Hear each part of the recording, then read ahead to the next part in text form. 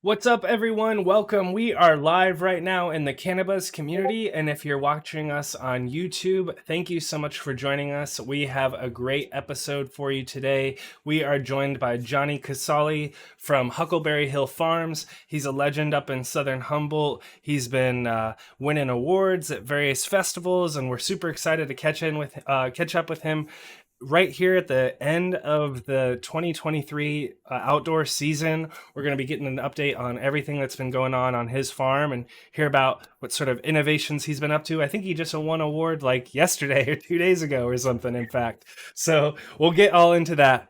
Before we do, I have a few shout outs that I need to make. First off, shout out to everyone in our CannaBuzz community. It's a live stream. We have our live streams every time we do interviews just like this one, so folks can ask questions and respond to the live chat. We do giveaways every month. We do giveaways and giveaways at the end of every stream.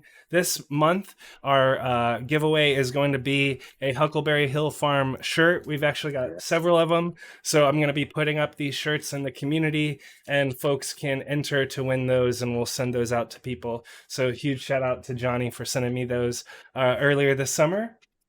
And then lastly, I need to give a shout out to our friend TikiMadMan over at Tiki Seeds. He's always hitting us up with the latest and greatest promos and everything that he's got going on over at his site. Right now, he's got a free pack with every order. Is that right, JR? Yeah. It's a dealer's choice, so it's kind of nice. You buy a pack and then you pick a pack. So That's it's cool. a good time over at TikiSeeds.com. It's got a lot of good stuff offered over there. Awesome. Well, let's get into today's show. Today, we are joined by Johnny Casali, owner and operator of Huckleberry Hill Farms in Northern California and Southern Humboldt. He's an award-winning breeder, grower, and he's an amazing cannabis entrepreneur. Welcome back to the show, Johnny Casali. Well, thank you, Sam, and thank you, JR, for having me back on. Thank you, CannaBuzz, for really providing a platform to educate the people and really allow me to come on here and really share what we're doing here in the Emerald Triangle and actually on my farm, because it's very few times we actually get off the farm and get down and really talk to people one-on-one. So this is a great opportunity. Thank you. Yeah, Well, we're really excited to have you on, and I got to say your backdrop today is gorgeous. Can you tell us just a little bit about that? Yeah, that's kind of our signature strain, Whitethorn Rose. And like I said, I think last time we grew 90% of our farm is Whitethorn Rose this year. And for one reason or another, every year it comes out a little different. But this year, man, it is really just on point. Everything looks good. Keep my fingers crossed, even though it has probably less than a week to go. I never want to take anything for granted. We don't need any smoke. We don't need any rain. Just trying to do everything right and keep it right until we actually bring it down and put a lot of it to fresh frozen this year, and then harvest some for our jars. So pretty excited to get it out to the people. That's so amazing. We're recording this on, just so listeners can know, we're recording this on September 10th, and you're already talking about harvesting in the next week or so. When did these plants start flowering? Do you recall? Just kind of giving people an idea. One of the benefits of the strains that we grow here are that they are a little bit earlier than a lot of different cultivars. And, that's really a tribute to that strain I used to grow with my mom, Paradise Punch or Fruit Loops, however you know that strain. And it was always harvested, the 1st of September to the first week of September. And so whatever I cross to that kind of makes those other cultivars a little bit earlier. And so Whitethorn Rose is a Paradise Punch to Lemon OG. And typically it harvests anywhere between like September 10th to September 20th. So a lot of times we can avoid the different weather that we could or could not get here. And it's really amazing this year. I'm really super excited. That is we kind of spoke to that, I believe, when we last talked about how important it is, if you're going to be growing outside in your region, to know what your region will handle and maybe try to get some of the local folks to give you something that's been acclimated to that region. And and maybe get out a little earlier than you may normally would if you're trying to grow the latest names and strains that you see on, every popular whatever. Yeah, I think it's great that you're able to have that there in your region and offer something so special that, comes from some lineage that goes really deep for you. Yeah, and Yeah, for sure. I was Not to cut you off, Sam, sorry. But when I was thinking about is that all of a sudden I have quite a few people from New York that are asking for these cultivars. Yeah. And what I'm starting to understand is maybe the upstate New York, those outside grows, maybe that season's kind of a little bit shorter, and they're looking for that really strain that harvests a little bit earlier, if I'm understanding it correctly. Yeah, I got buddies in Maine who would love to grow some Whitethorn Rose. Yeah, well, maybe down the road a little bit. What I was gonna do when I was trying to jump in earlier, my bad. I was gonna shout out tangledrootsstore.com. If you want to grab some of Johnny's genetics, that's how I grew. I'm growing Paradise Punch, Paradise Pine, which we're gonna be talking a little bit about in just a few minutes. But that's one of the strains that Johnny made. He's got a bunch of others. It looks like he's got 12 different genetics right now that are up for sale on tangledrootsstore.com, and you can check that out. So just wanted to give that plug because I know we had questions on our last video that we did with you about where to get your stuff, because people were stoked on everything that you were sharing with us. So kind of along that lines, in terms of sharing the greatness that you've got going on your farm, I noticed recently you've been having the Gangier crew come through the farm. Can you talk a little bit about the kind of cannabis tourism stuff that you've been dabbling in, or and what you're kind of planning on?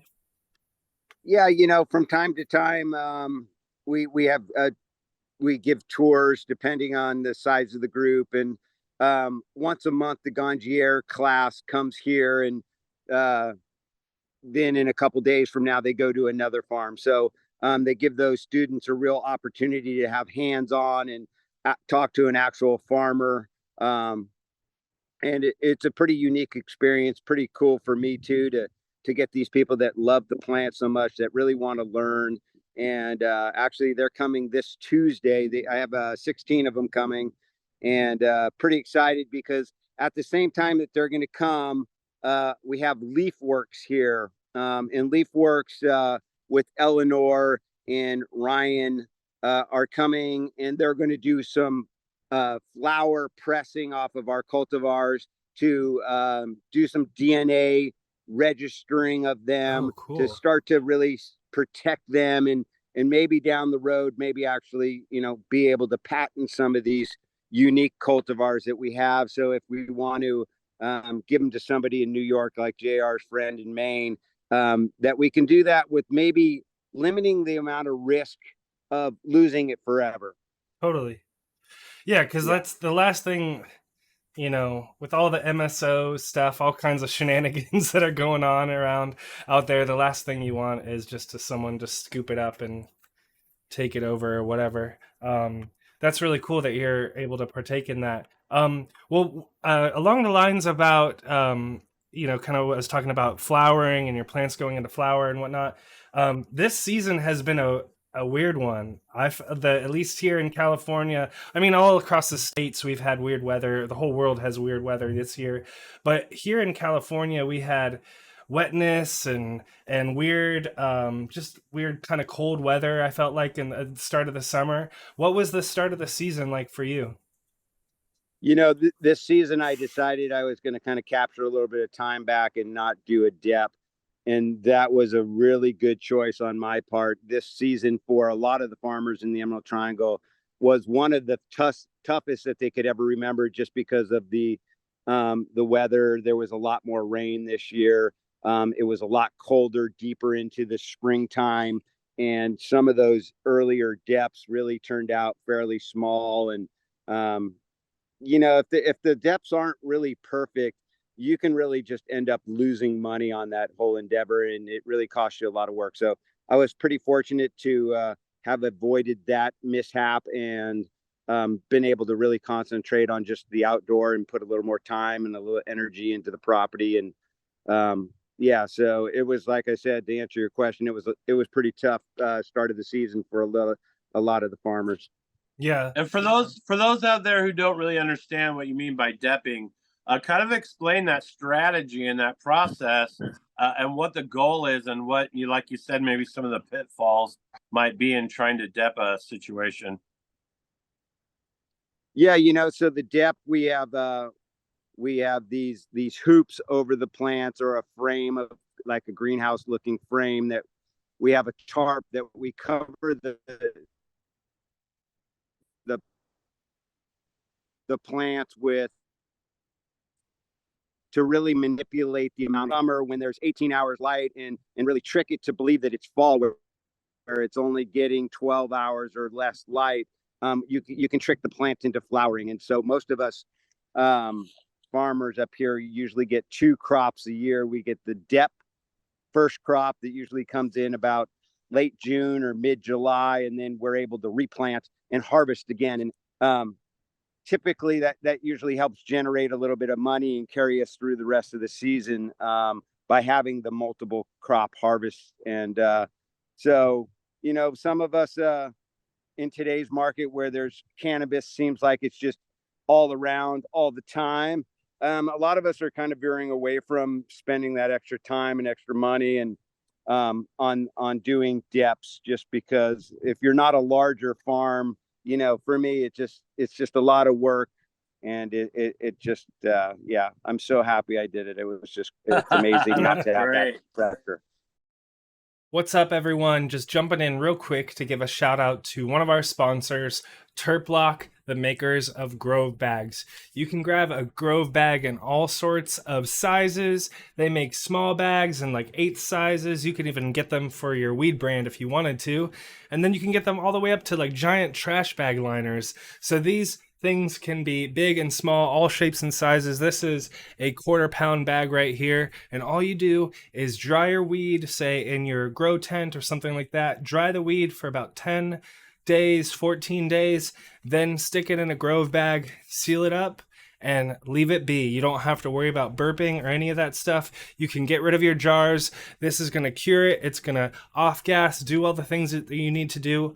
All you need to do after you throw it in the bag and cure it is open it up and smoke it and enjoy it. So go to grovebags.com, use the code CannaBuzz for 7% off your next order. We really appreciate it. Thanks to Grove Bags for their support. Let's get back to the interview.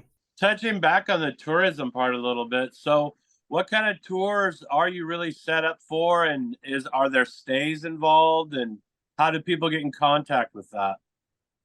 Yeah, so we've been working with the county of Humboldt, because like if we take one step to the left or one step to the right, we got to get a permit for it. And so took me a year and a half to actually get a cannabis permit, with tourism permit, which actually is only the 3rd one in the county.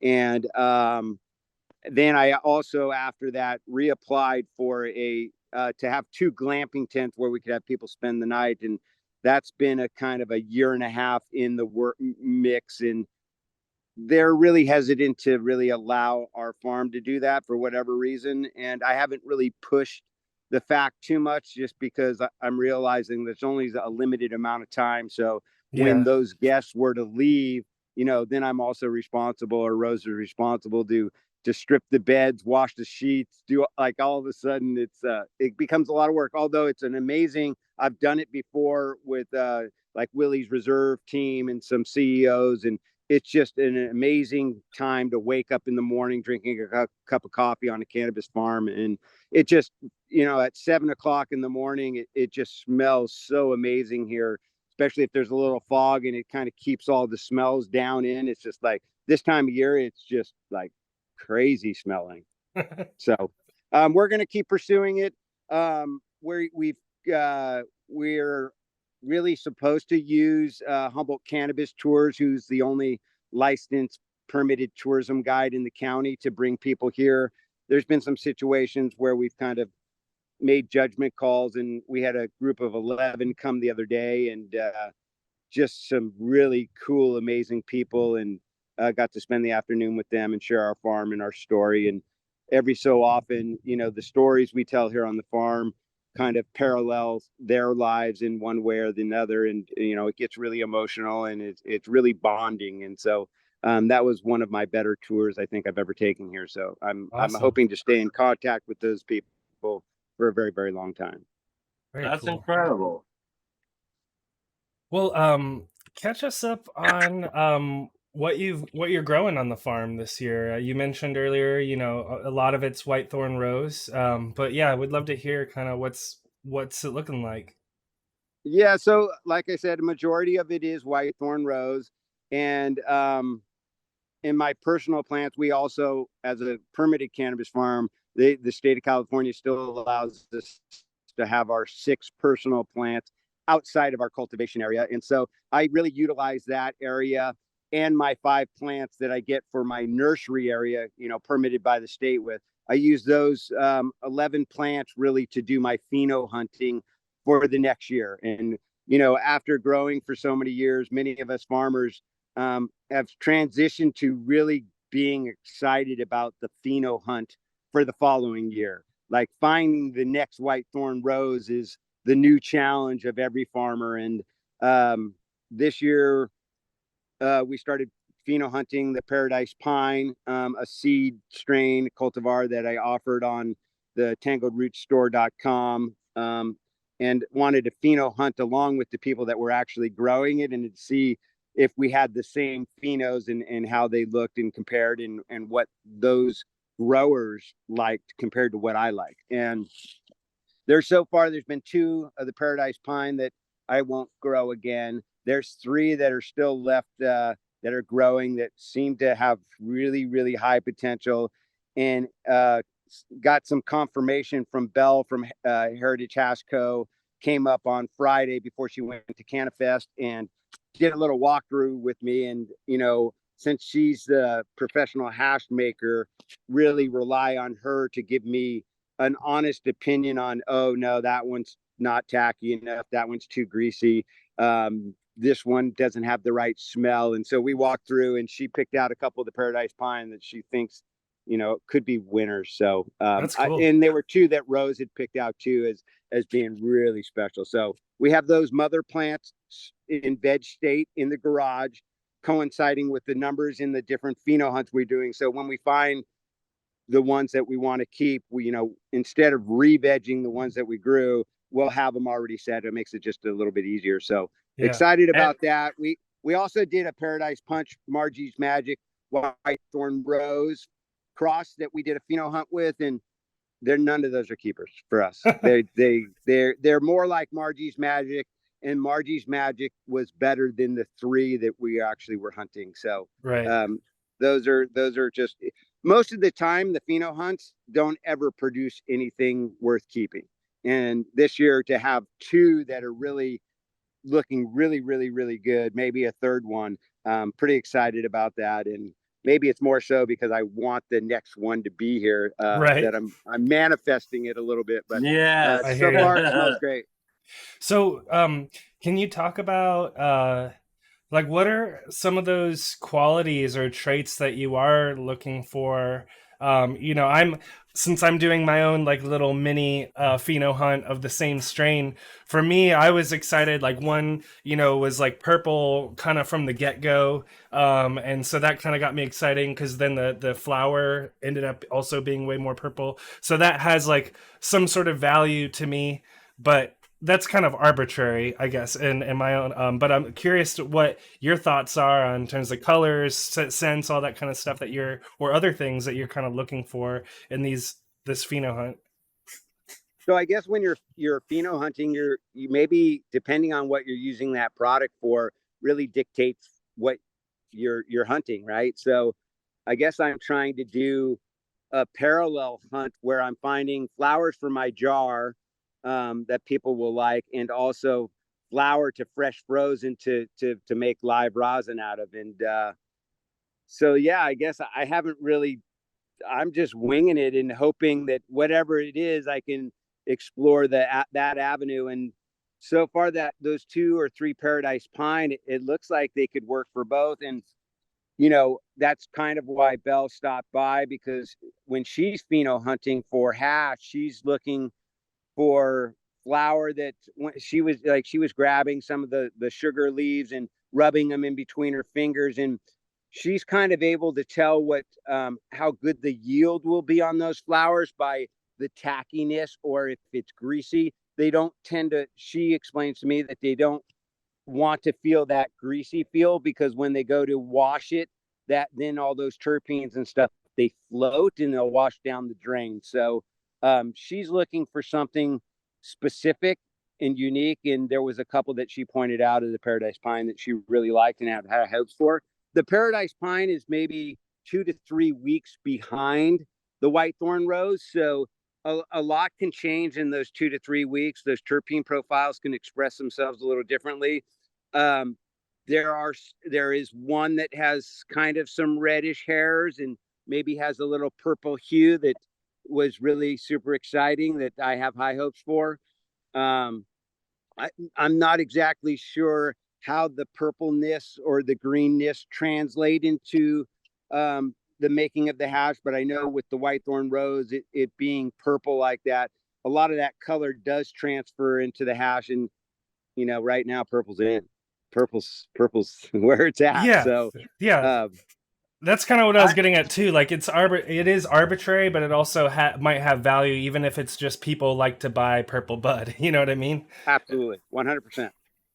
And so, what do you feel about that kind of combination of the silver of the resin, also with the purple, rather than it being just so blacked out purple that you don't really get to shine the eye? You know what I mean? Does that play into the factor of your selections as well? I wish I could answer that question. Belle needs to answer. I'm just I'm so naive. You asked me about flower, I can tell you everything. That sounds all really cool. I mean, I'm really not the guy to say like what I'm looking for. We do have with the Gangier program, which is really cool too. We have Nicotee from Colorado, who's a world renowned hash maker. So between him and Belle, they can be my eyes, and I really listen to the professionals when it comes to making hash. And I'm definitely not the professional. I did stumble upon and create something really truly amazing, and probably would have totally overlooked it in the hash world if a Belle didn't run across it, or a Nicotee didn't see it and go, hey, you should wash that. And that's really how it came to be in that hash world. And so I'm still relying on them to come here and cherry pick and say, yeah, that's the one, that's the next one. So that's cool. That's amazing. Well, so you've done some collaborations recently that I saw on Instagram. Can you talk a little bit about some of that? Yeah, because the Whitethorn Rose has gotten so much attention, and kind of have a head start on some farmers that maybe had started a little bit later. This year we asked Hogwash Farms, Jill and Eric, they've been growing for like 40 years, 50 years. I don't even know how long. Jill's like the 4th generation cannabis farmer. And so they're growing 100 Whitethorn Rose plants because there's so much of a demand. And they're, he asked me, he said, hey, can I seed some of my strains to the Whitethorn Rose? And of course I said, yeah. And then really Jason at Ridgeline Farms, who I collaborate with all the time, and we just uplift each other. And there's no, oh, you can't have my strain, I can't, he'll share all his strains and I'll do the same. He took a Whitethorn Rose. His dad grew it for him up in Harris, which is on the east side of the county, and seeded it with a male Lance, which won the mixed light category at the Emerald Cup this year. So he seeded it with that male. So we have a Lance Whitethorn Rose cross that we have high hopes for. But we also did a Lance Amalfi cross here a couple years ago that turned out terrible and that we never grew again.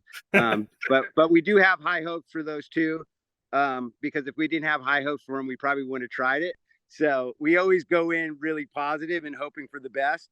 And it would just be a fairy tale to actually be able to tell the story of Ridgeline Farms' Lance that he bred with his dad, and Whitethorn Rose that I kind of created from a strain with my mom, and together, working together, supporting each other. Small farmers in the Emerald Triangle now have this super strain. And what's really cool about all that is nobody else in the world has it. So Yeah. if it does turn out amazing, we have our own little niche, and we can avoid the saturation of the California marketplace, and really gives us a leg up on really distribution and having something that people like. So Yeah, that's what one of the things that I think is really one of the several things that I think is really exciting about what you're doing with your farm and how you're just interacting with the whole industry. It's really amazing to see how you're collaborating with others and trying to lift up one another. Like you worked with Hogwash, and you have the what was the collaboration? It was like a number 26 mixed in with Whitethorn Rose on some pre-rolls. You've done these various kind of collaborations with these different farms, and in a really interesting way. I guess my question was about, do you have any suggestions or thoughts of how can other farmers replicate this same sort of idea where it's like we are collaborating with one another to like lift all boats, rather than I've got to have my heads down and I've got to find the one, and then I've just got to grow that out, and I've got to build my own success. It's really cool to see you guys working together to try to lift one another up. yeah, I think, generally in life, people kind of have gotten away from treating one another really kindly. And I don't know if I'm going off on a weird tangent. It just No. goes along with how we grew up here in the Emerald Triangle, that we had to trust one another with our lives. And so, it doesn't seem like they're competitors to me. They're all those people I'm doing collaborations with. They're like my family. So really, my mentality and the way that we all think is, if they're not okay, I'm not okay. So if I sell all my weed and Teddy from Canna Country doesn't sell any of his weed and he's having a hard time, like that, I don't feel good. He doesn't feel good if the situation is different either. So we're all, in a weird way, for the first time in a new industry, trying to replicate what we created 45 years ago with in the illegal market, and trying to figure out how to put the pieces to the puzzle together to create something amazing and educate the consumer together. And really the hidden secret out there, for those people looking to do something like we're doing, to explore and to have something that the whole state of California doesn't have, is really on that tangledrootstore.com, where we, for the first time, provided all these legacy genetics. Ridgeline's also on there, Canna Country's on there, Hogwash is on. Those are all strains we've been growing and tweaking for 45 years. It wasn't that easy to make that decision, like, hey, we're going to let these out. No, you're not going to see the straight Whitethorn Rose on there, because I'm hogging that, and I feel very selfish for that. But all those other ones, those are diamonds. I mean, and I say that, but understanding that still that consumer has to figure out for themselves, or that grower has to figure out for themselves, if those cultivars now grow as good as they do in where they are at as they did here. So I'm putting them out there because they grew amazing here, but I can't guarantee somebody in New York is going to be able to grow those cultivars and they grow amazing there. I'm hoping they do, but I can't, I'm not positive they will. Right. So far, I've gotten a lot of great feedback, and I got to follow the journey with a lot of the people that have grown those genetics. And so it's been fun for sure. So we'll see how many people are mad at me at the end of the year, but I hope not. That's awesome. Yeah. Well, to kind of wrap up this kind of section of the talk, our last question was going to be about, we talked about kind of what the environment's thrown at you, what various things have thrown at you.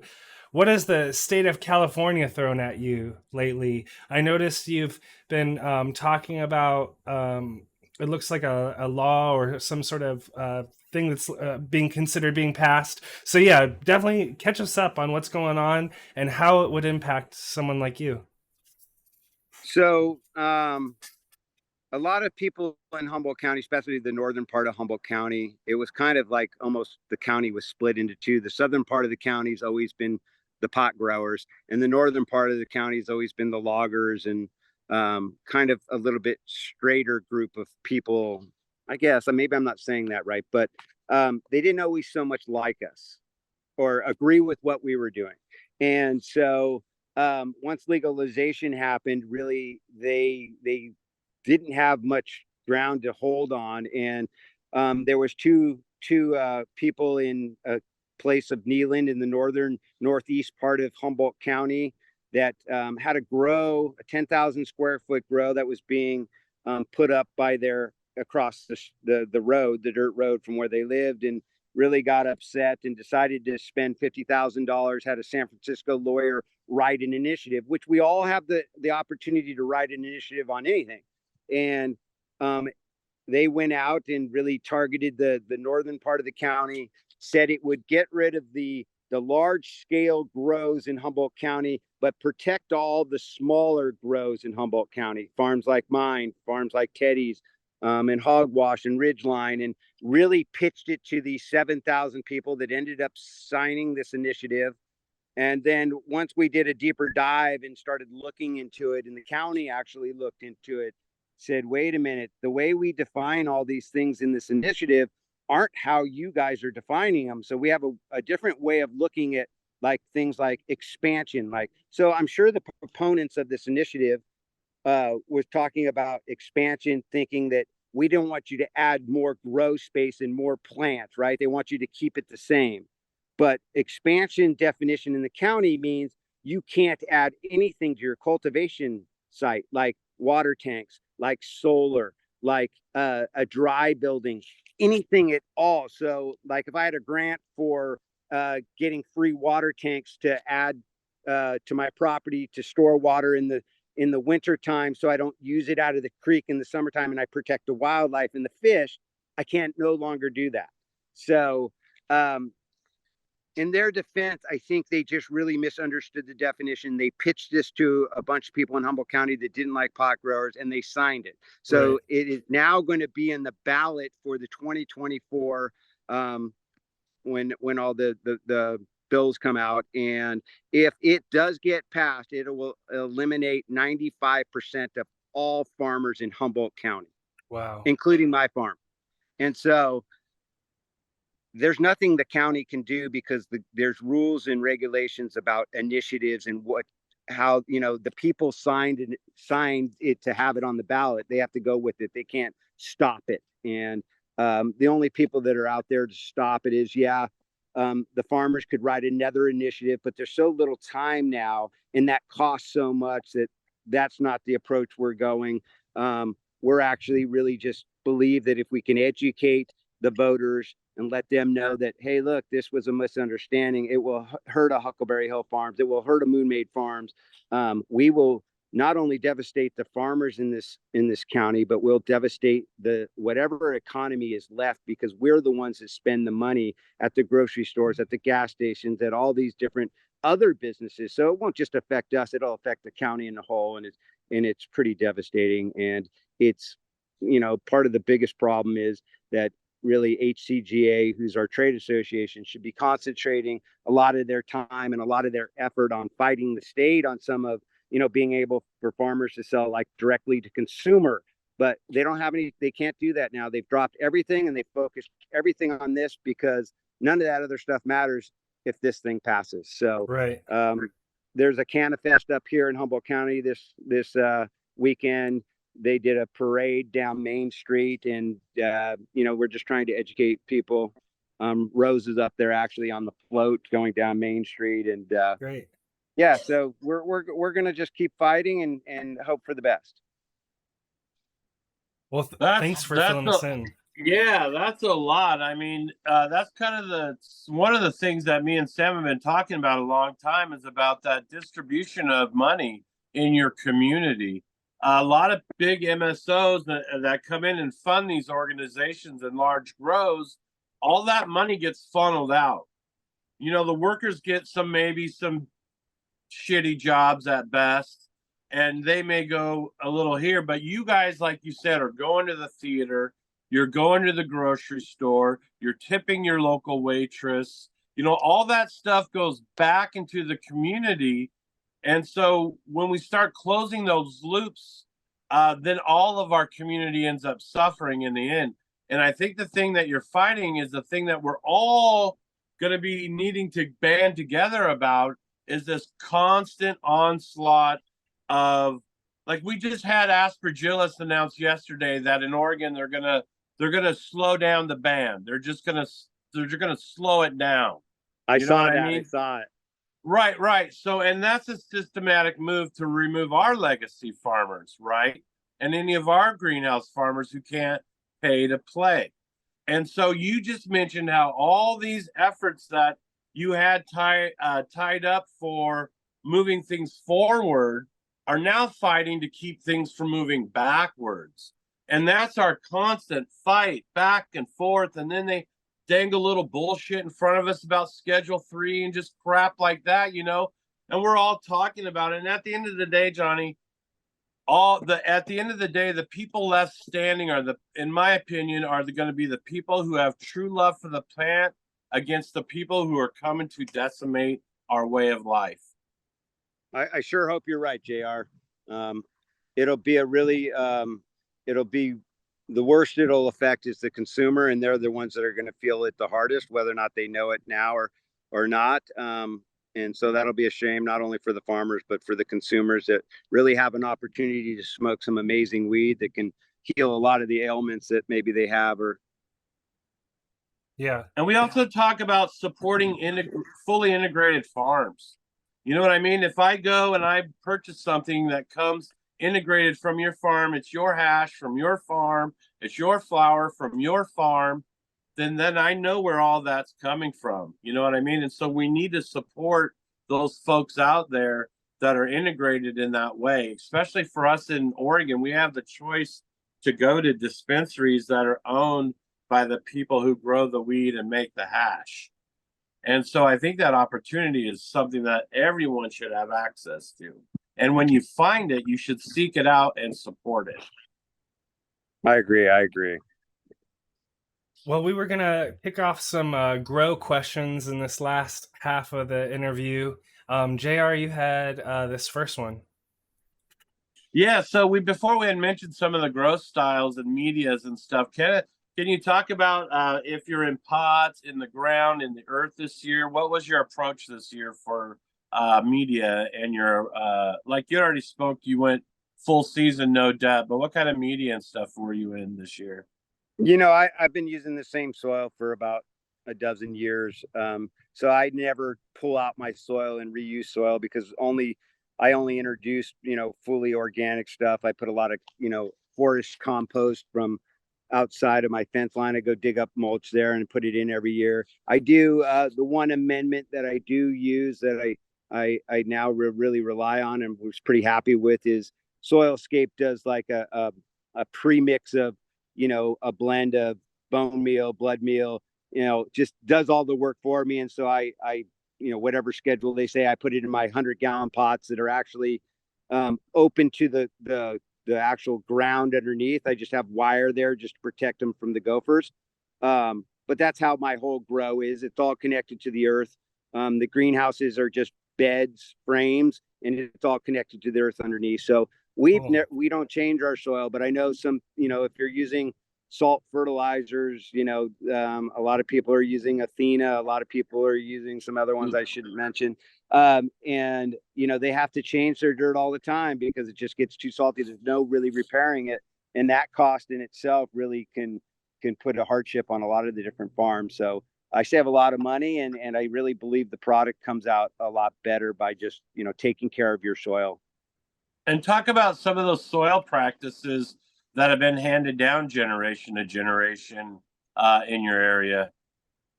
Well, like I said, we just, we get mulch from underneath the trees. In the wintertime, after we harvest, we go around and we pull all the stalks and we kind of slowly chop it up on the surface. And then we plant cover crops, different kind of legumes and vetches and stuff like that to protect the soil. So in the springtime, after that's grown to be, a couple feet, we actually chop that back into that planter box or those beds that it was planted in earlier in the year, and it kind of releases the nitrogen throughout as it breaks down. So that's just kind of typically what we're doing here. We're not doing anything fancy. We don't have any secret recipe. Very rarely, maybe a little bit of fish emulsion or hydraulic fish I'll pour into my tank, but most of it's, like I really like bat guanos, and I really like, birdseed guano. I like top dressing. Dr. Earth 444 is one of my go-tos. And, then it's just when you're watering, even just with plain water, it's always getting a little bit of something. And, every time, then one big shot of some kind of powerful stuff. I just like that better. I think you really limit the risk factor of burning them or anything like that. Yeah, low and slow, baby. Low and slow. Yeah, I like that. There you go.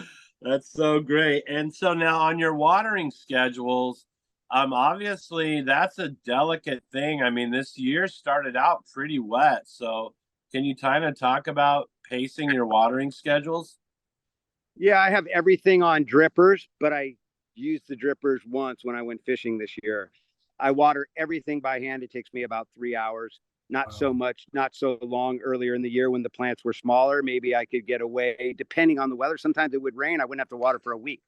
Other times, like now, I got to water every single day. And sometimes I have to, go back out in the afternoon, depending on how hot it actually gets, and give them a little shot. They're super root bound, but I think that also contributes to them being, a week or two earlier than a plant that's planted in the ground. Eric has the Whitethorn Rose over there in the ground, just a mile down the road.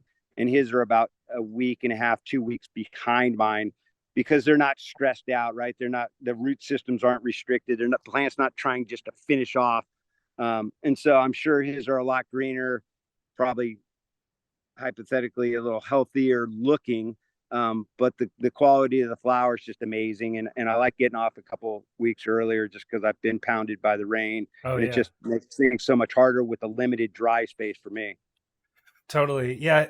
In California, for those that don't know, we typically don't get any rain basically past like June. But sometimes, like last year, it randomly rained in October, and I had issues with bud rot and stuff like that after that. So I totally get what you're saying in terms of being able to harvest in September. Let's see, JR, you had a question about breeding that you wanted to make sure we hit. Yeah. So when you're judging your flowers, what are you looking for when you know you're about ready to start hitting them with some male goodness? So it can be a little challenging. So I take every single one of my strains and I breed it with something. And friends of mine take stuff over here, and I do breeding projects kind of for them. Teddy with Canna Country Farms has a number 38 that he did a washing with, I think it was Rosentech, and it came out amazing. And so he brought some male pollen of number 38 over, and I actually seeded one branch of the Whitethorn Rose. But what ends up happening, unless you manipulate the light and you get those male flowers to come out early and then save the pollen, some of those are later strains, and sometimes we have a little bit harder time. They're not open yet, right? And the Whitethorn Rose is so early that the flower starts to mature way sooner than that pollen had opened, and I can't get to it fast enough before that plant would be done, if that made any sense. And so I missed out on a couple of opportunities because I didn't do the light manipulation, but I think I got some good ones, with the Canna Country 38 to the Whitethorn Rose. I did, my friend brought me over this RS11 plant, and I seeded it with a male Whitethorn Rose, and also a Paradise Punch. I did both. So I do a lot, and then next year I'll try like maybe 3 or 4 females of each one, and that'll be my Pheno hunt next year. So I got about 12 plants that I seeded partially or fully down there in front of my garage, just in front of the door. I just got them all lined up and in pots so I can move them around if I need to. But yeah, it's nothing sophisticated. I did put a piece of tape on them and mark them because I can't remember. But yeah, pretty excited about some. But you know, this Paradise Punch that I seeded to the Whitethorn Rose that we're calling Paradise Pine is really good. Like there's a couple of Phenos, they're really good. I think it will win the Emerald Cup this year. I'm making that prediction on your podcast right now. I'm saying Whitethorn Rose comes it's second. Going down. Paradise Pine is going to come first. I believe it to be true. In what categories? Any announcements on when the event's going to be date-wise?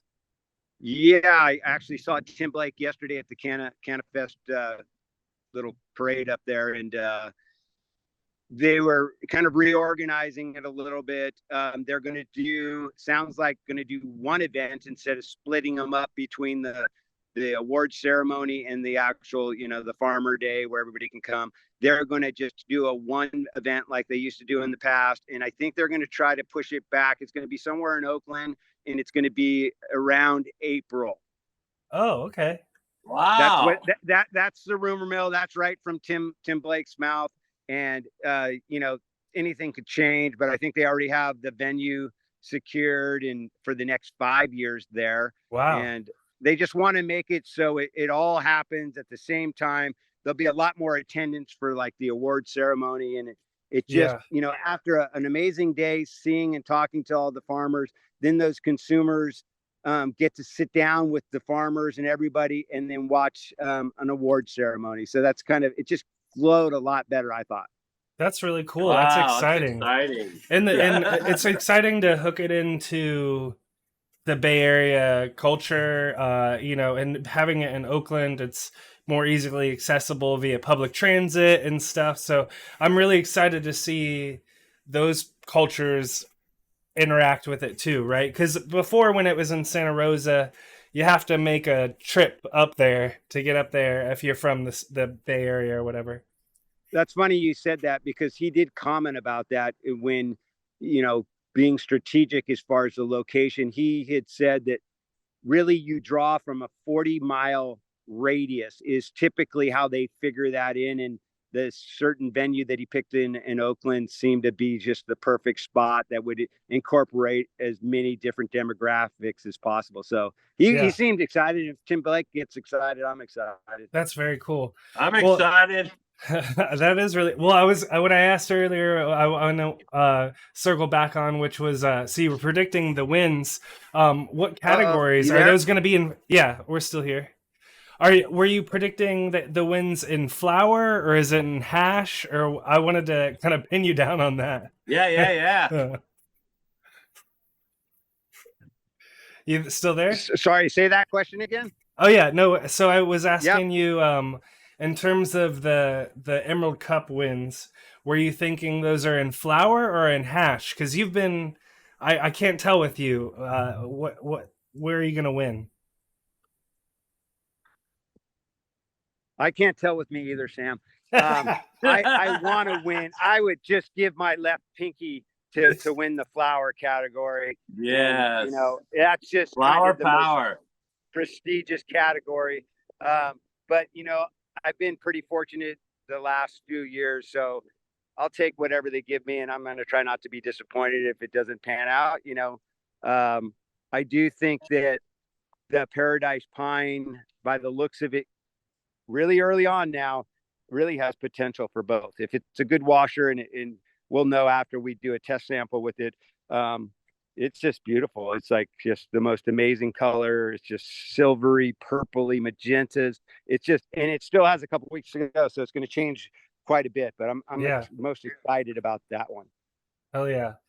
Well, I have a few more questions, and then we'll let you go. But my questions were about bugs. So, like I said, I've been growing your strains. I've got several plants in my backyard right now, and one of the problems that myself and others have been dealing with is caterpillars. So do you ever run into issues with caterpillars, and if not, or if so, how do you deal with them? So I had more people ask me about caterpillars this year than ever before. It seems like it's a big thing. Those in cannabis aphids this year are really bad. But when I went to 7 Stars for a farmer's day, 20 people asked me about caterpillars, and I jinxed myself. I said, "Oh wait, I don't have any caterpillars up there. I haven't seen one." And this morning, walking up here, I found 5 on my things, just like these little teeny ones. And then Ridgeline found like 60 on his plant. Like all of a sudden, they're a thing. So maybe they just started showing up here later. How am I dealing with them? The Whitethorn Rose doesn't. I haven't found any on them. Maybe they're hiding better because of the color. But this one plant that I'm looking at it right now, I found a few on my way up here, and I was looking for one. They're such good little hiding things. They are. You almost have to see the poo, and then you track down that caterpillar. But yeah, I'm gonna have to just roll with it and just kind of pick them off if I can, and they're just part of the process, I guess. Some people have them really bad. Yeah. Sorry, well, I would just kind of like to say thank you. All of us consumers appreciate that approach. Just mechanical removal at this stage. Please don't spray anything on your flowers, folks. No. And once in a while you'll lose a plant or something won't come out right, and that's just part of it, right? Yeah. Nature part of the takes process its cut, of growing right? regeneratively. Yeah, Totally. nature takes its cut. Well, then, so the next kind of bug issue that I don't see people talking about a lot, but I run into it, and maybe it's just, where I live in my backyard or whatever. Do you run into issues with spiders and spider webs? And I was curious how a commercial grower like you deals with spider webs on your flower, because you're not going to want to sell a flower that has a bunch of spider webs all over it. So I was curious, do you run into issues like that? I have a few spiders. I don't get that many webs, maybe a couple. I kind of like the spiders, right? They're eating any of the other bugs that maybe we don't want, like they'll eat the cannabis aphids if they're around. I haven't run across too many webs like I think you're describing. Yeah. I do have a little bit of an issue of a 150-pound big old dog that runs underneath the plants, and he'll leave a hair or two will stick onto the resiny bud. And like my manufacturer, Eric, who sticks them in my jar, say, "Hey, I found a dog hair." And, it's like, so, and I've had a couple consumers say, "Hey, I think I got a hair from your dog." And I said, "Hey, it's not going to pull it out of there. It's okay. It's just part of it."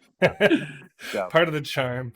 Then, and then my last bug question was, do you release any sort of beneficial insects? Do you kind of have that as a part of your IPM strategy? I think because once in a while I do release some ladybugs. I didn't have to do anything this year. We have so many flowers around, really it just attracts so many different beneficial lacewings and ladybugs and praying mantises that, yeah, you can buy any of those kind of things and introduce them into your site. I think are okay. But the Whitethorn Rose and the Paradise Punch, or just their terpene profile really are resistant not only to powdery mildew, it just won't get powdery mildew, but it also, in the same sense as it does that, it resists a lot of the bugs. So I feel pretty fortunate that, knock on wood, and I shouldn't say it out loud after the caterpillar thing, but I don't get a lot of bugs. So maybe it's the flowers attracting all the beneficials. I think it's got to be, that's part of it for sure. Yeah. If I could say one thing, Sam, I don't mean to take up your time. One of the coolest things that just happened on Friday night, we went to this Cannabis, CannaFest award ceremony, and Whitethorn Rose won first in the rosin category, and Canna Country. So it's me, Jason Gilman with Ridgeline Farms, and Canna Country and Rose driving up in the one vehicle, and Jason got second for his flower, his Lance. Canna Country got first place overall with his number 26, and I got first place for the rosin category with the Whitethorn Rose. So we're all in the same rig, and so we all were coming home and like okay, we're doing something pretty cool and something right that people are liking. But the most impressive thing is Country Farms number 26 had entered, because it was so earlier in the year that we had to submit those entries. He entered a year and in about 4 month old product into Wow. that contest, the number 26, at 15% THC, 60 judges. He won it all. Wow. That's So when you're impressive. talking about it has to be fresh, outdoor cannabis is different than a lot of other cannabis. That terpene profile is different. It's encapsulated um, by a cambium layer that's really created by the elements out here in the Emerald Triangle that makes it thicker, it lasts longer. And as long as you cure it right and you keep it in a cool spot, it can really last a long time. And most people even think it actually gets better over a certain amount of time. I'm sure there's just, the breaking point, but for him to win over all these indoor entries, all these different, big, powerful strains and big company, was pretty impressive. And I told him we have to find a way to really highlight that, because moving forward, we can't always get the freshest of fresh product to the consumer, and they don't actually buy it at one point. And it's really, it's challenging, and we just can't. We just have to communicate better that it's still really amazing product that's being produced. Oh yeah. And that was you, just to highlight what you said earlier, I think you said that was 16% THC, right? I think it was actually 15. Yeah, that's impressive. It's really, with all three of you guys, your strains just taste so, or your flower just tastes so great. The strains taste great. It really comes through, when I buy Jason with his Lance, you open the jar, as the end consumer, you smell it, it smells great, and then it tastes great. That's like we've talked about in our last episode, which I highly suggest if you're watching this and you didn't watch our previous episode with Johnny, definitely watch it. One of the things we talked about is your weed tasting great and it smells great too. And you guys, all three of you guys, definitely hit that or fit that description. And it's really awesome to hear that you guys won. I before I forget, I mentioned Ridgeline a lot, and I mentioned Hogwash and what's his name over there, Country, and there's if you don't like the taste of some of our product, you always got Moonmaid Farms or Happy Day Farms or Whitethorn Valley, Bryceland Forest Farm. These are all small craft growers that have been doing it for a long time, that are growing different strains than us, that you should really experiment around with and really try. And they really touch every single plant and touch every single leaf. So they're all regenerative, Sun and Earth certified, all the certifications, and a lot of the small farmers in the Emerald Triangle are growing some amazing stuff. So not just to isolate those few farms that I mentioned. Great point. And we had a question in the chat again about, because you're getting people excited about all these different strains and where can people get them. So I just want to hit again that tangledrootstore.com has all these farmers that he's been talking about so far. Country's got 5 strains up there. Hogwash has 8. Huckleberry has 12, including a feminized Amalfi, among other things. Leafworks, Ridgeline, there's all kinds of things up there. So definitely check out Tangled Roots Store. And then our last couple questions JR had for you. JR, do you want to throw those out there? Well, one of them I think you kind of touched on earlier, and that's, what is your absolute favorite time to be amongst your plants? What time of the day?